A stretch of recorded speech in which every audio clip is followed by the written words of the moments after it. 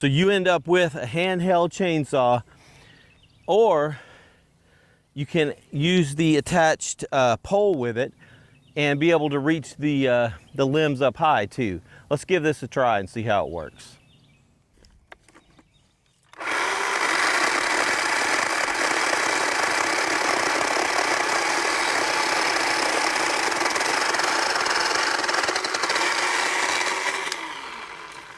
All right, so to switch this over, first thing we're gonna do is go ahead and remove the battery. That'll make sure we're doing this safely.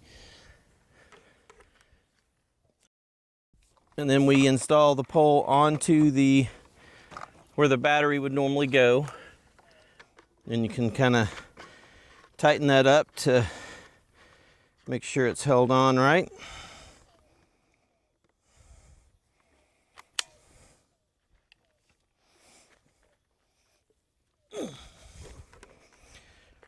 And now we're going to go ahead and install the battery on this end of it.